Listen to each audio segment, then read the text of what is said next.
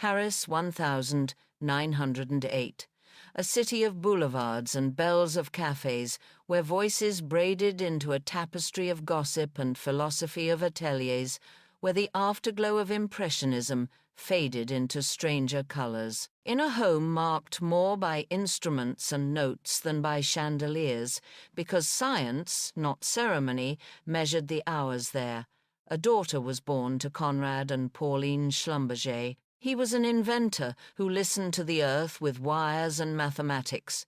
She, a presence of order and endurance. Their child Dominique would inherit from him the rigor of asking the right question, and from her the quiet strength to carry the answer through storms. No one could know it then, but this girl would grow into a woman who turned art into a keeper of the human soul and a museum into a public conscience. She was raised in the Alsatian Protestant ethos, spare, dutiful, allergic to vanity. Privilege existed in the household, yes, but it was not paraded, it was corralled, taught to behave. From the start, Dominique understood two contradictory truths, that beauty is fragile and that truth is heavier than anyone first suspects. She learned Latin prayers alongside the grammar of light. She felt the hush in chapels and the frank stare of icons. Where other children loved parties, she loved presence, those moments when surface is thin and you glimpse the thing behind the thing. She read widely, listened more widely, and developed a talent rarer than intelligence attention. In 1931 she married Jean de Menil, brisk mind, quick step, a man whose natural habitat was the future. Their marriage was not a merger of fortunes but of directions. Jean was restless, drawn to architecture, cinema, and the logics of building.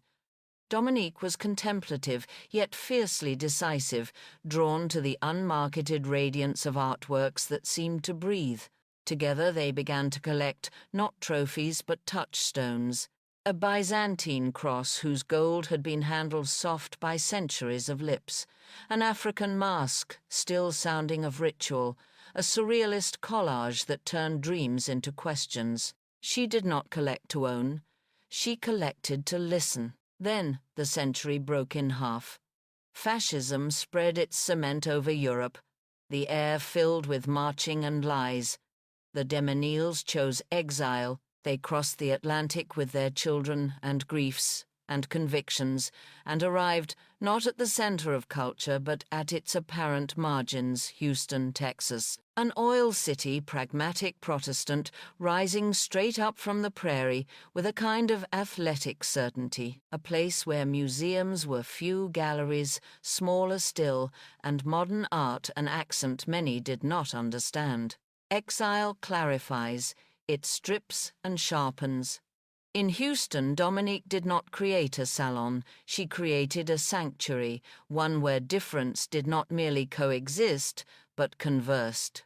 A Byzantine icon beside a surrealist map of the mind, a Nigerian mask in respectful dialogue with a Picasso who had listened too, a Rothko field of color absorbing and releasing attention like breath. Visitors entered expecting luxury and found intensity. They left with more questions than they brought, and a feeling that questions might be holier than answers. What Dominique was inventing quietly in rooms that never raised their voice was a new grammar of looking, one that insisted that all art is contemporary when you attend to it honestly, and that attention itself is a moral act. She did not segregate. She refused the museum habit of ranking culture's centuries' skin.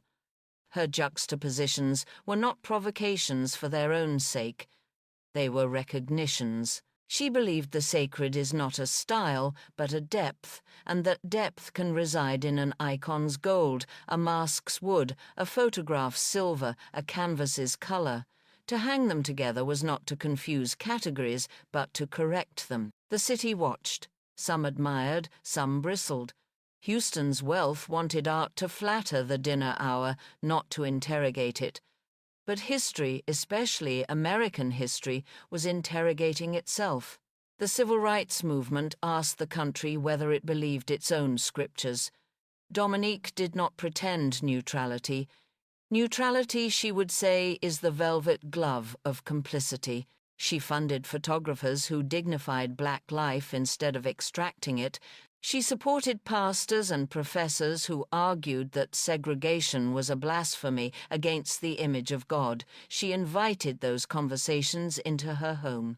She learned to live with the cost. The Vietnam War added its pressure.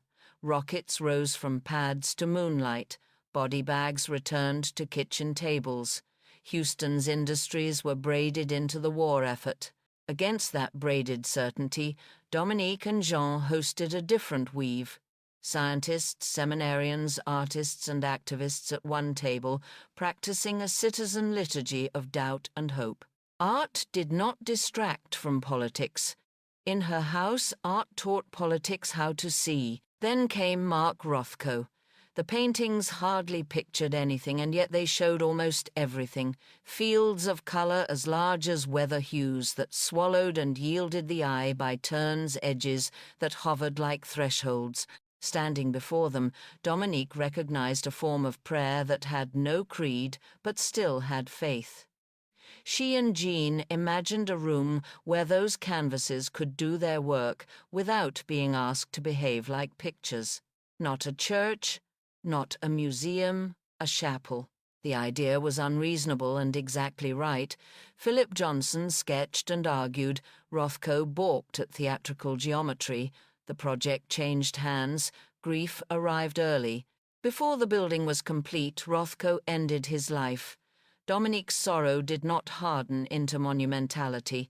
It softened into care. The room that opened in 1971, a low octagon light filtered from above, 14 paintings that seemed to drink illumination and return it as interior weather has altered the world's definition of what a cultural space can be. People enter and weep, or they grow still, or they leave and return.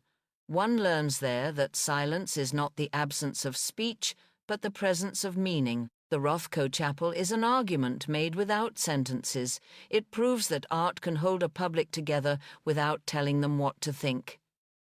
It is also, as Dominique designed it, to be a pulpit for the voiceless. Desmond Tutu stood there.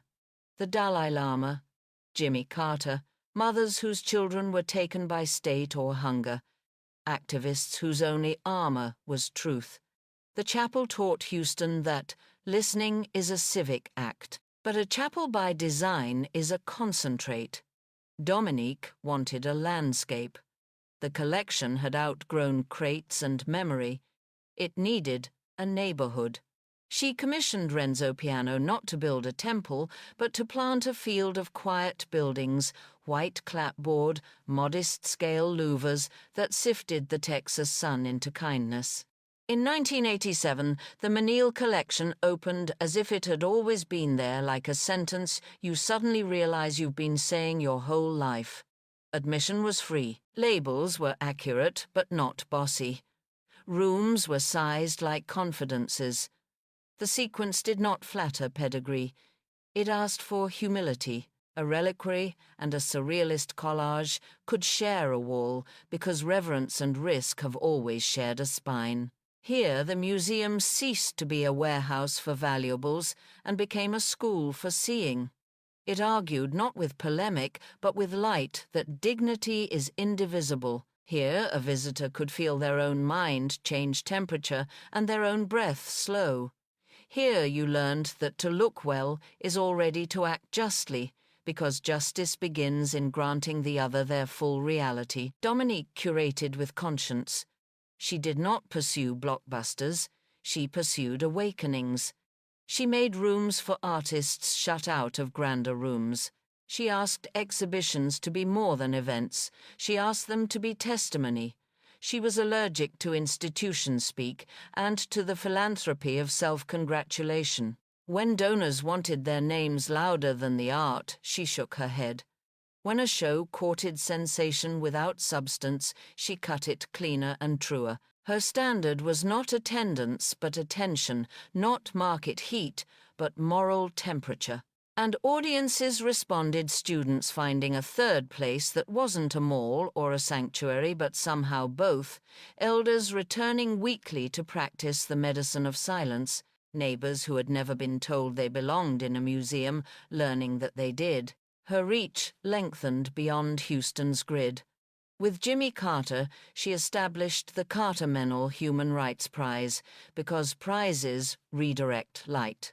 She wanted the spotlight aimed not at famous institutions but at tireless lives, lawyers in prison countries, journalists who kept their notebooks open when the power went out, nurses who smuggled medicine past curfews, priests who refused the liturgy of fear, artists who carved, wrote, filmed, and sang their peoples awake. If money could travel faster than witness, she would put them on the same plane. She wrote letters. She traveled. She listened. Václav Havel taught her the courage of the playwright. Desmond Tutu taught her the ferocity of forgiveness. Liberation theologians taught her that sacraments not accompanied by solidarity are only theatre. She had the habit of asking one more question than politeness required, and of waiting 3 seconds longer than comfort allowed. People told her the truth. Her own truths multiplied but did not scatter. She believed first that art is not a department of luxury but the body's memory of freedom. Second, that museums must be hospitable to the poor, to the uncredentialed, to the schoolchild and the widow, and the undocumented neighbor. Third, that a collection is not a menu but a conversation, and conversations grow docile if all the voices sound the same. Fourth, that wealth must repent and be baptized as service, or it will corrode its owners and their cities. Fifth, that silence rightly practiced is not withdrawal, but attention at full strength. She never denied the contradictions in her story. Oil money paid for the louvers that made the light so gentle. Exile paid for her empathy. Grief paid for the chapel's gravity. She refused to tidy any of it. Instead, she let the contradictions instruct her. If privilege cannot become a platform, it will become a prison. If suffering does not make you gentler, it will make you hard and clever. If art does not risk scandalizing fashion, it will be neutralized into furniture. In the Menil campus, she extended her argument through rooms with their own hearts. A gallery for Cy Twombly, where language frays and becomes music.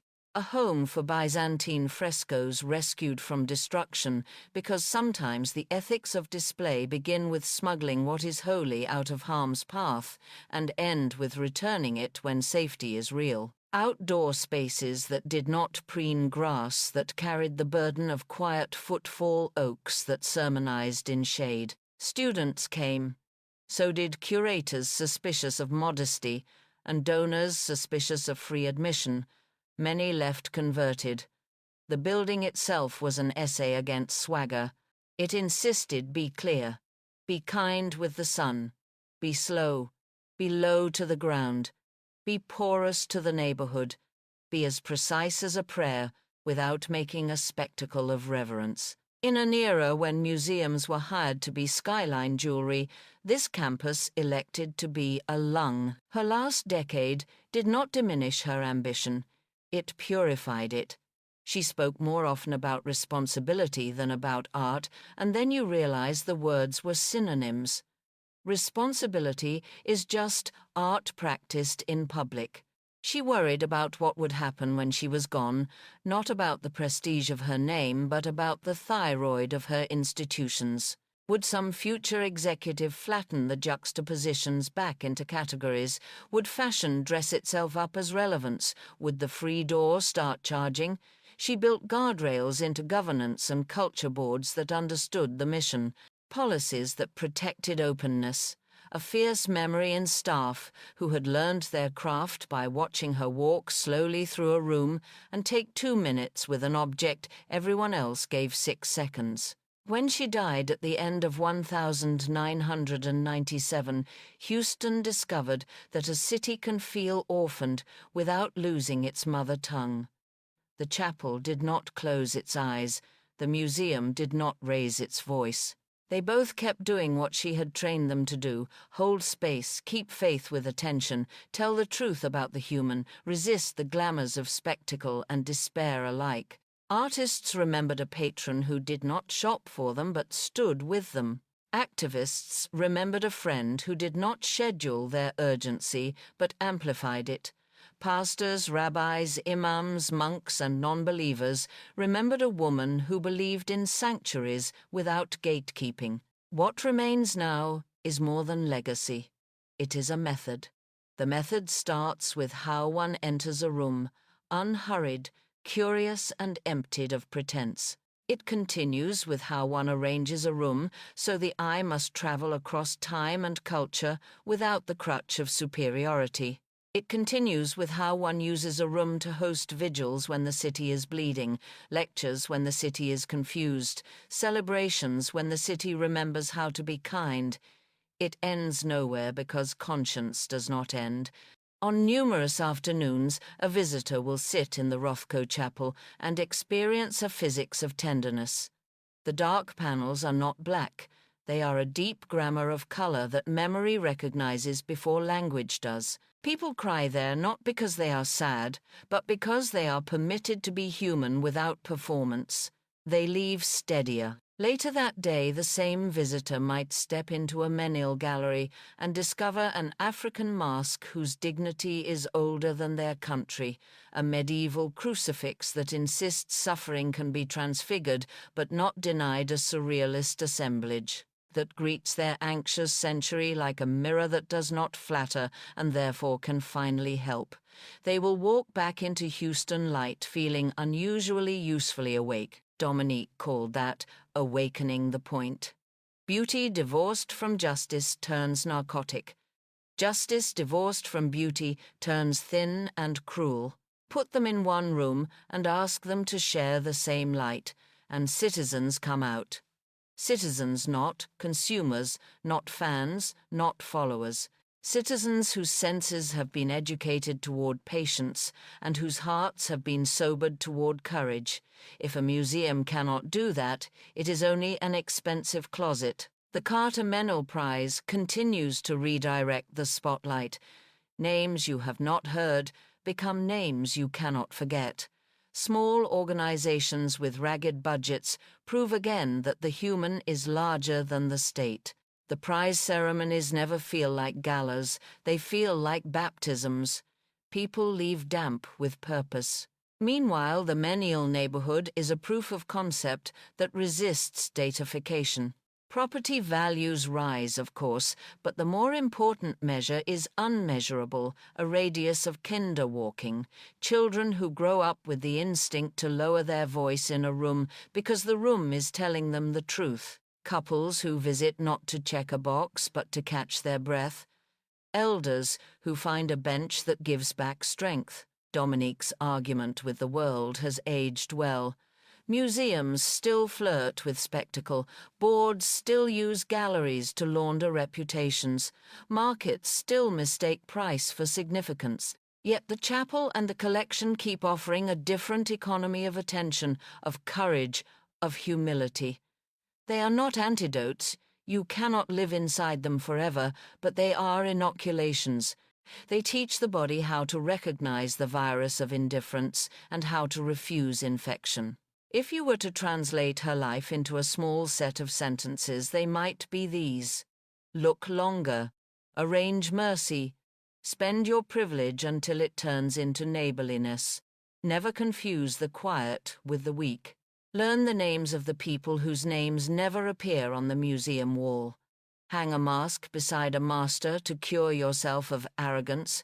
Give the sun a job description, make space for weeping, and call it public service. When the powerful ask for neutrality, offer hospitality to the powerless instead. Train your eyes and your city will follow. And if you need one last sentence, let it be this: build rooms that tell the truth, and then trust those rooms to raise the dead parts of us. Dominique de Menil did not collect to accumulate. She collected to compose. She did not found institutions to secure a name. She founded them to secure a practice, seeing as a civic virtue, silence as a common resource, conscience as a public utility. She believed that a museum could become a place where a city rehearses the better kind of life. In Houston, that rehearsal goes on day after bright day, night after tender night, because one woman chose attention over vanity and arrangement over applause. The world will keep making its noise. The market will keep issuing its commands. The next crisis will arrive loudly, with reasons to hurry and to harden. The chapel will be open. The doors at the Menil will be free. The light will still be kind. The juxtapositions will still be honest. And if we stand there long enough, we will remember what she never forgot, that art is the last place where a society can learn to see itself clearly without first composing a defense. And if seeing leads to loving, and it often does given time and trust, then the museum has already done its political work, its spiritual work, its human work. It has remade appetite into attention and attention into care. It has reminded us that the opposite of indifference is not outrage but devotion. Dominique's life viewed whole redraws a map. Paris gives a language. Exile supplies a compass. Houston provides ground. Science gives the habit of precision. Theology gives the habit of humility. Art gives the habit of wonder. Injustice gives the obligation to act.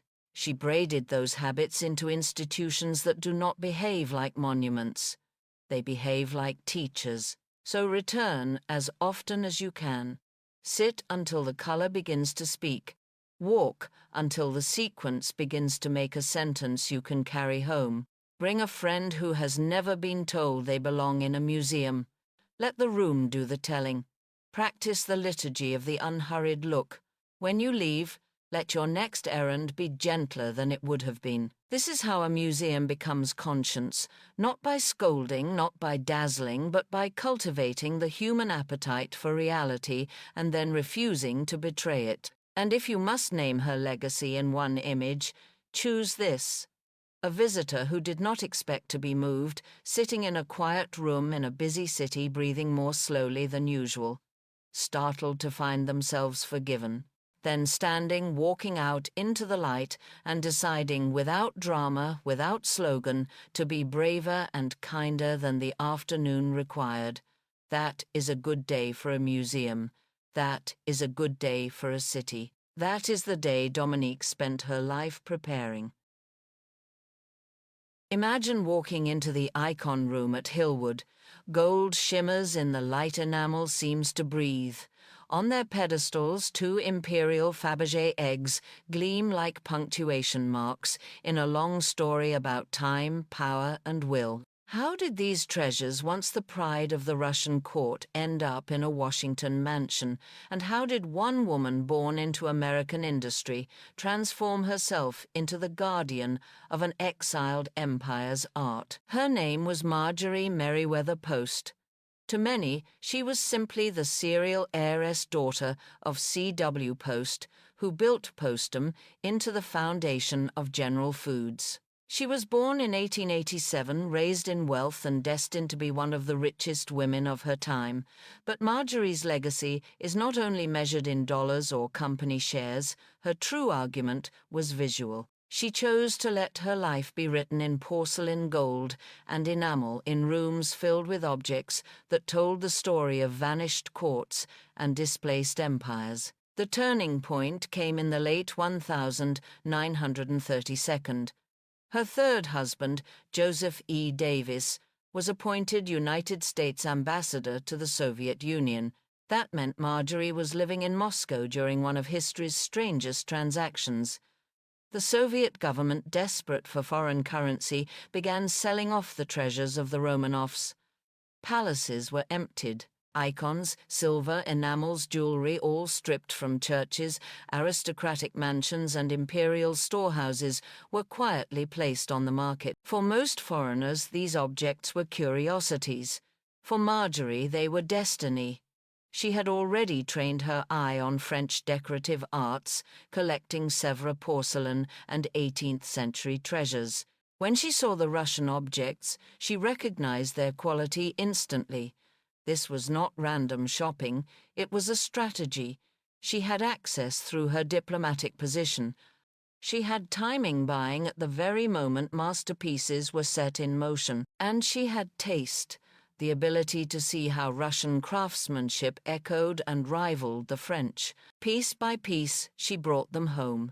Among them were 2 Fabergé imperial Easter eggs, the 12 monograms egg of 1896 made for Empress Maria Feodorovna, and the Catherine the Great egg of 1914 celebrating Russia's most powerful empress. These were not trinkets. They were relics of sovereignty, symbols of faith and power, forced into exile. And now they lived in Marjorie's hands. But the collection did not stop at jewellery. It grew into nearly 90 Fabergé works alongside icons, silver services, court gifts, and hundreds of objects that once defined the language of Imperial Russia. She was not the only collector, but she was the one who would make a museum of it. In 1955, she purchased Hillwood Estate in Washington, D.C. To the outside eye, it was just another grand mansion. To Marjorie, it was a stage. She curated it as both her residence and her blueprint for a future museum. Every room had a role. The French porcelain room demonstrated her training in proportion and finish. The icon room rephrased that training in Russian gold enamel liturgical splendor, all set as if the Orthodox court had been reassembled in Washington. Hillwood was not decoration. It was an argument. Marjorie knew her role was temporary.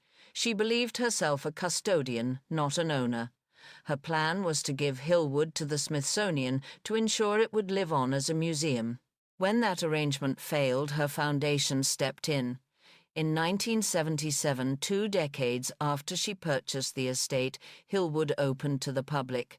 A private home became a civic institution. Her vision became real. So what do these objects mean beyond their beauty?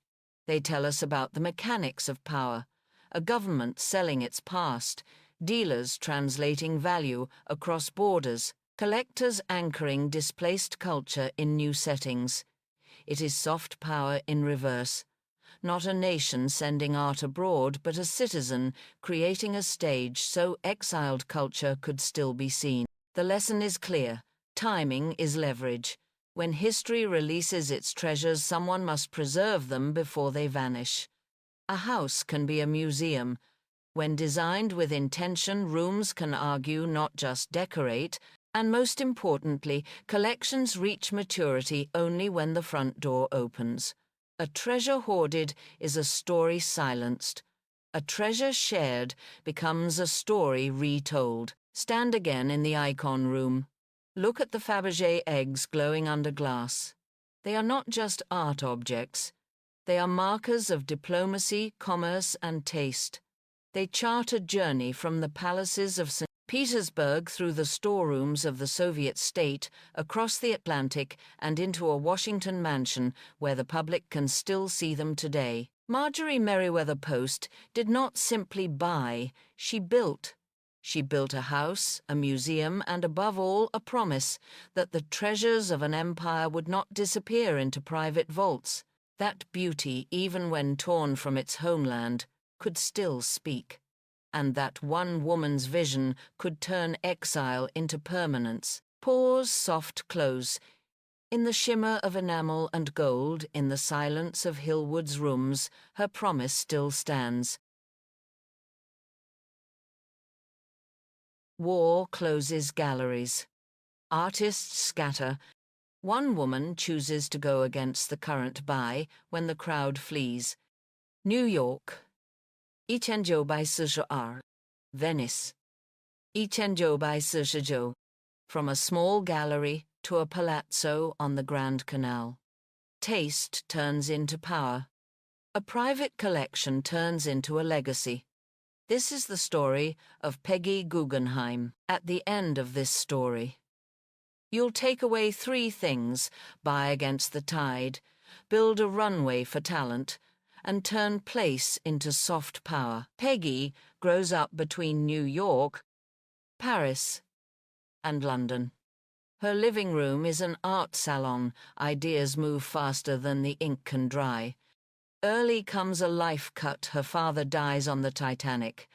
A lesson etched. Deep money can vanish.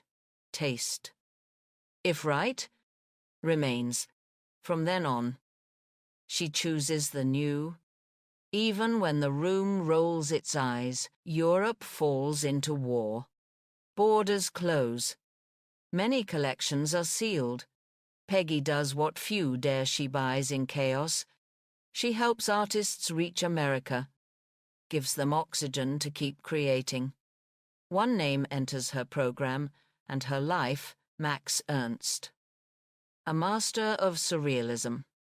New York begins to breathe like an art capital. Peggy's rule is concise: buy for vision, not for fashion. In October 1942, she opens Art of This Century in New York. The space is designed by Frederick Kiesler. Paintings seem to float in air. Light leads the eye. The viewing path is choreographed. It's not just a place to hang pictures.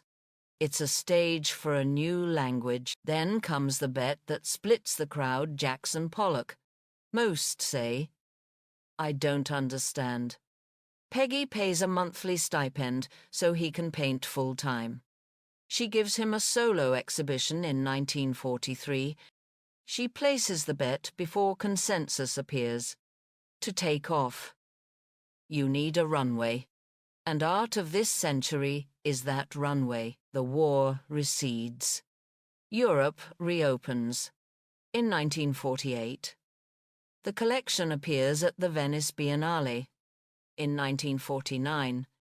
She buys the Palazzo Venier dei Leoni on the Grand Canal. In 1951. The doors open to the public. Visitors stand before Brancusi, Kandinsky, Miro, Klee, Dalí under the same roof. A personal eye becomes a public destination, but glory always travels with rumor. First, misconception. She was famous for her private life. Truth without the ecosystem she built gallery. Stipend. Network. Many talents would not have been able to work through chaos. Peggy didn't just buy art. She bought artists' time. Second misconception. She single-handedly created Pollock. A career needs many pieces curators. Critics. Museums. The public. Peggy bet early. But the ecosystem lifted the wings. Why was she different? Timing: she acted when prices were soft and attention was elsewhere. Runway: she funded before demand was big enough. Then presented it in a space that persuaded. Place equals brand. Venice reframed those very works. The site amplified the art. Legacy is what remains when the lights go out. In 1976, Peggy transfers her house and Venetian collection to the Solomon R. Guggenheim Foundation. In 1979, she passes away. Today, the Peggy Guggenheim collection remains one of the most visited modern art sites in Venice. Intimate, personal, alive enough to argue with. 3 lessons. Brief: 1, buy against the tide. Markets misprice during crisis. Conviction is a discount. 2, build the runway. Don't just discover talent. Nourish it. Stipend. Space. Schedule. 3, place is soft power. Where we show determines how we see. Choose well, and the work is retold more powerfully. Return to New York. Icenjo by Sajar. You stand in a strange gallery. Paintings float. The room murmurs. No one is sure whether what they see is genius or a prank. What do you do? Bet on vision? Or wait for applause? Peggy's answer was clear: step ahead. And history often sides with those who go first. If it were you, what would you choose? A buy against the tide for vision? B, wait until the crowd confirms it. Leave, A or B? And if you could hang one work at home, which would you choose? Venice, 1948. One nation doesn't show up. The Greek pavilion stands empty. A private collector is invited to fill it. She hangs 136 works in 3 days, and modern art walks back into Europe like it owns the stage. This isn't a museum press release.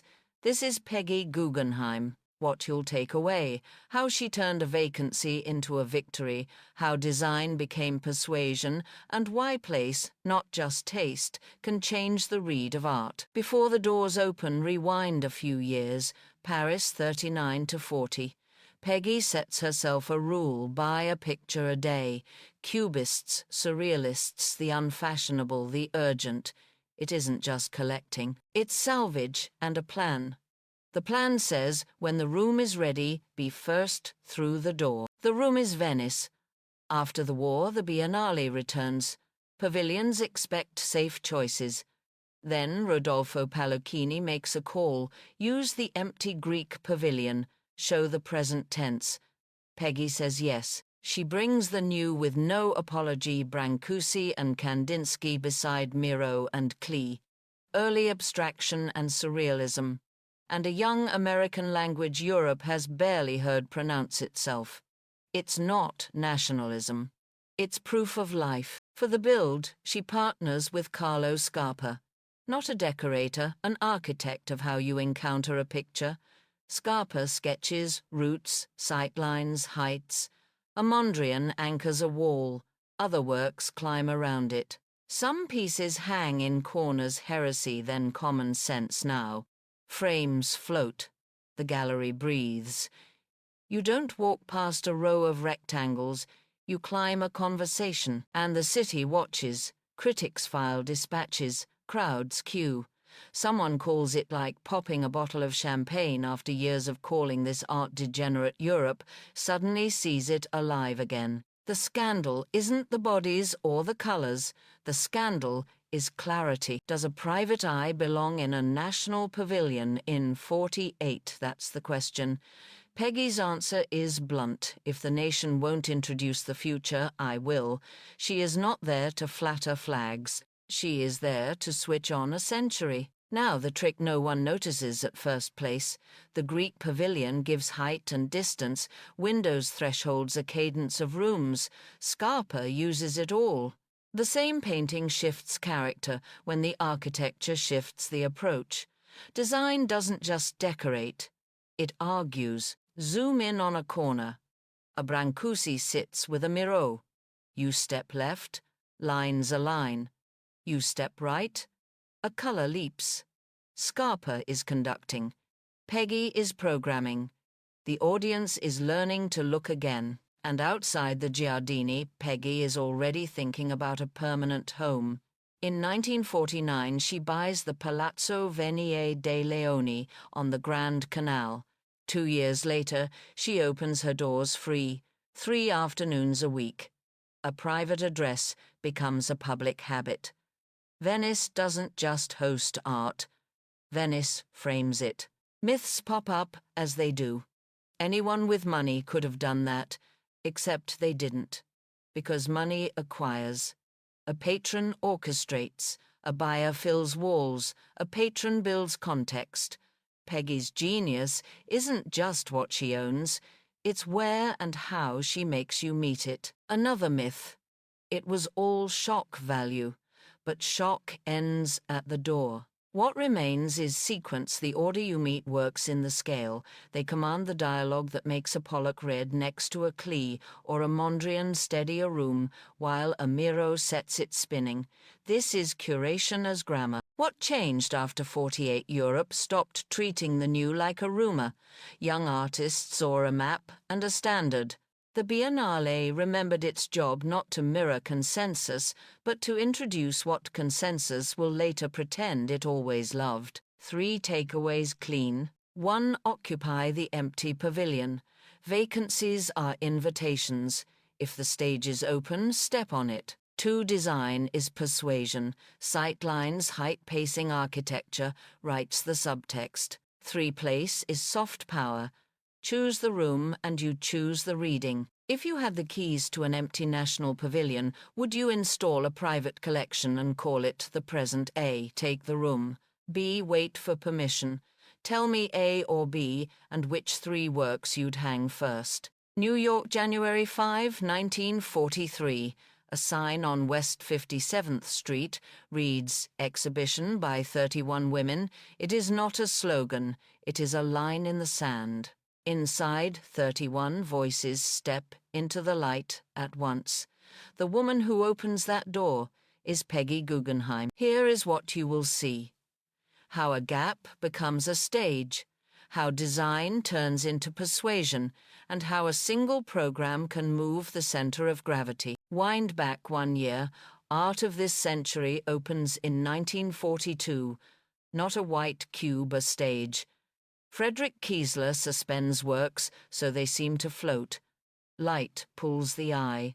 The route through the room is choreographed. The space makes an argument before a single word is spoken. Now the decision. Peggy looks at the exhibition lists and sees an absence so obvious it feels invisible.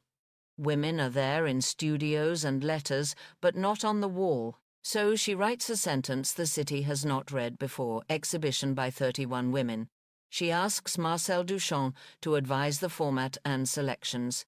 Then she commits the room. The title does not hedge. It does not ask permission. It simply names who is speaking and then lets the work speak. Open the doors and watch the mixture. Abstraction beside surrealism. Europe beside America. Names you know beside names you should have known sooner, Frida Kahlo and Leonora Carrington. Leonore Feeney and Merritt Oppenheim, Dorothea Tanning and Louise Nevelson, Hedda Stern, Kay Sage, Vieira da Silva. The point is not a single style. The point is range. Look at how the room teaches you to look. Pieces are paired to create friction.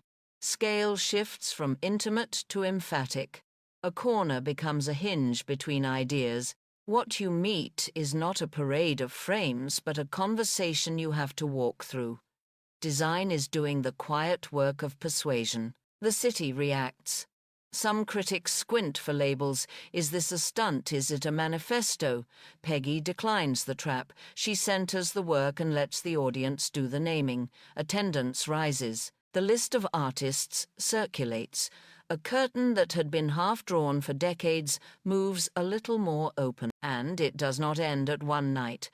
2 years later, she returns with The Women, 1945, extending the argument. Meanwhile, the same gallery launches Jackson Pollock into his first solo show and commissions Mural.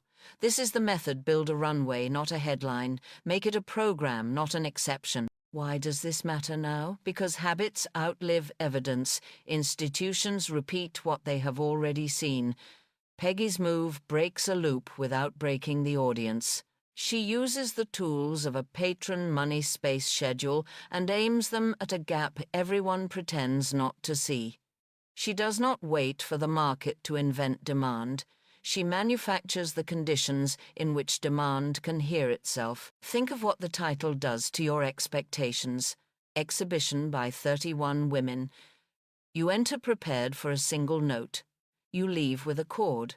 The show refuses the idea of the woman artist as a genre. It replaces the cliché with a map. What lingers after the posters come down is a procedure anyone can use. Find the empty lane. Design the encounter, not just the wall. Repeat until a novelty becomes a habit. 3 takeaways clean. 1, occupy the gap. If the lane does not exist, stripe it and drive. 2, design is persuasion. Sightlines, height, pacing the room, writes the subtext. 3, Make it a program. One night argues. A sequence convinces. If you were standing on West 57th in January 1943, would you hang that sign? Would you take the risk of clarity, A or B, occupy the gap, or wait for consensus? And if you ran your own version today, which three names would you put on the wall first?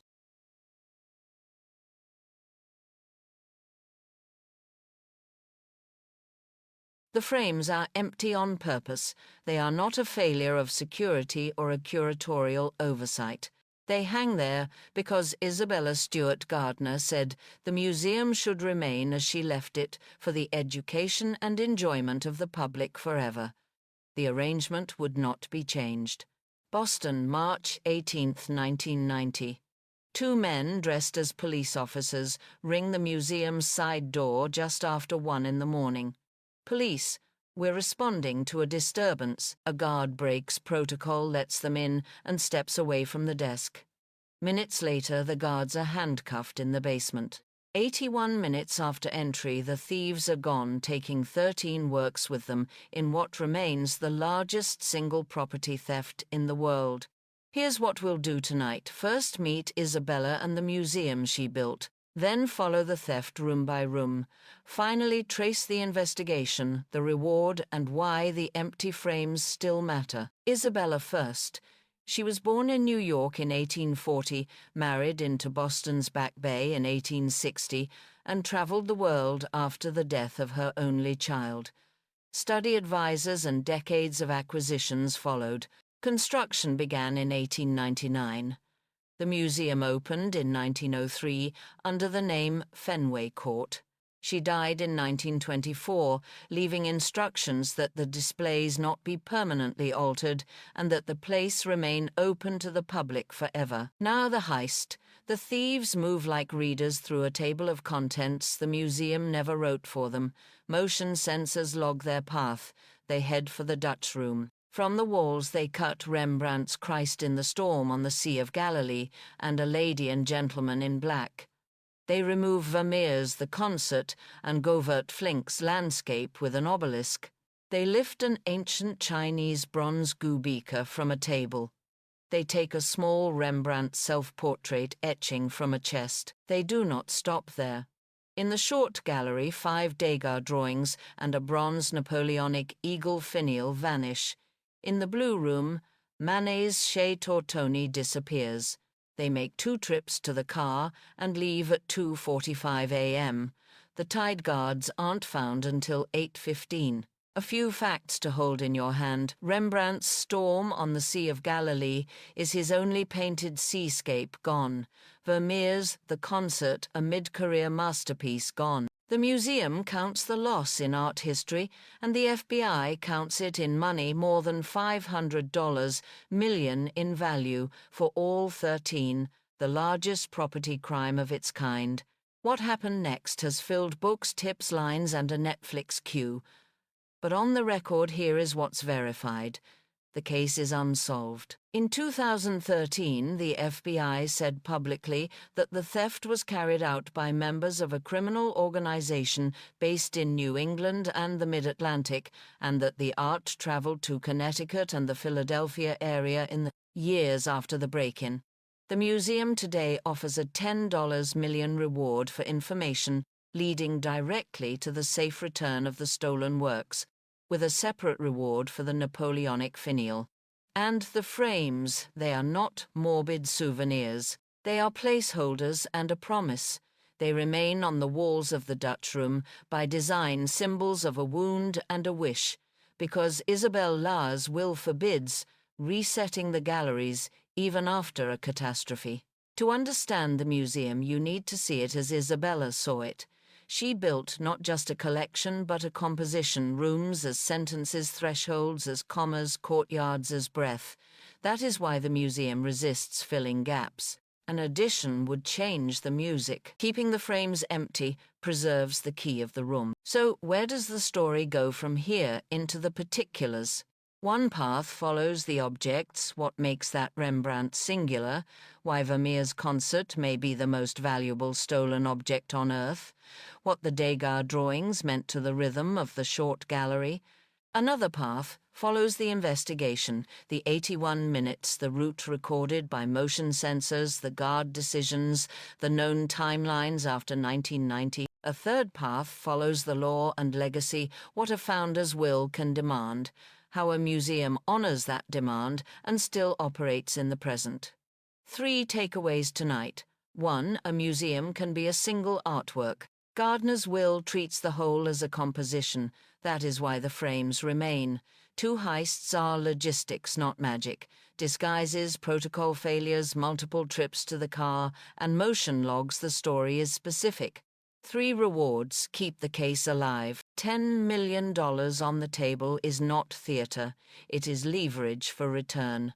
If you stood in the Dutch room tonight under the empty Vermeer frame, what would you feel first, loss, or a thread back to a woman who refused to rearrange the room? In our next episode, we'll choose one object and read it like a crime scene. And a poem, Vermeer's The Concert, what we know, what we can prove, and why its silence is so loud. What do you do when the biggest museum in your city says no New York 1929? Gertrude Vanderbilt Whitney offers more than 500 works of modern American art as a gift to the Metropolitan Museum of Art. The offer is declined. A door closes and a mandate opens. Here is what we'll trace tonight: why American artists needed a home of their own, how Gertrude built that home from the ground up, and why the Whitney's mission still sounds like a present tense. First, the person behind the name. Gertrude Vanderbilt Whitney wasn't just an heiress, she was a working sculptor and an insistent patron. In 1914, she set up the Whitney Studio in Greenwich Village, giving exhibition space and oxygen to living American artists who couldn't get a hearing in the academies. The goal wasn't decoration. It was circulation works moving into public view while their makers were alive. By 1929, her holdings had grown past 500 works. She tried the obvious route, donate them with a mandate to the Met. The answer, no, didn't end the project. It defined it. If an existing palace wouldn't make room for living American art, she would build a house where that art was the rule, not the exception. So she founded a museum. The Whitney Museum of American Art was established in 1930 and opened in 1931 on West 8th Street. On day one, its core was roughly 600 works from Gertrude's collection, enough to state a point without saying a word. The point was simple: the art of this country now. From the start, the Whitney wasn't just a repository, it was a program. It focused on living American artists, buying work in the year it was made, exhibiting it before consensus could sand the edges off. In 1932, the museum launched a recurring survey of the newest work, the show that would become the Whitney Biennial. The first director, Juliana Force, ran it with the urgency of someone building a bridge while people were already crossing. Why did Gertrude have to found the Whitney? Because American artists were undervalued by the institutions built for other traditions, and because waiting for acceptance would have meant losing a generation. The refusal from the Met wasn't a snub to sulk over. It was evidence that a distinct institution was necessary, one with a sharpened mandate and a door that swung open toward the studio, not the salon. Let's clear 2 myths. Myth 1, the Whitney began as a Vanderbilt vanity. The record shows the opposite: a sculptor patron building platforms, Whitney Studio in 1914, then a museum in 1930, so that living American artists could be seen and sustained. Myth 2, the Whitney was anti-European. It wasn't a protest. It was a focus. The museum's charge was to develop American art on its own terms, which also meant placing it in conversation with the world, just not overshadowed by it. What did this change? It changed timing. Support arrived while artists were alive. It changed geography.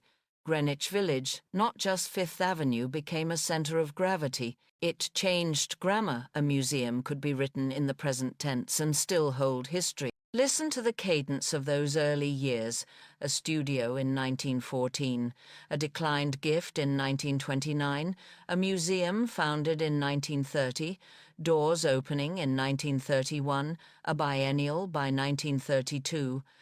That's not drift, that's design. 3 takeaways clean: 1, occupy the gap. When a legacy institution won't hold the work, found the space that will. 2, support the living. Buy in the year of making. Show before consensus. That policy isn't fashion, it's infrastructure. 3, make it recurring. A museum becomes a verb. When its surveys repeat, the biennial is a beat, not a one-off. If you stood on West 8th Street in 1931, you would have seen a modest doorway and a very large idea. American art deserves its own institution, and it will have one. In our next episode, we'll walk that idea forward from the Village to the Breuer years and to the Whitney's move downtown, how architecture kept rewriting the museum's voice without losing its mandate.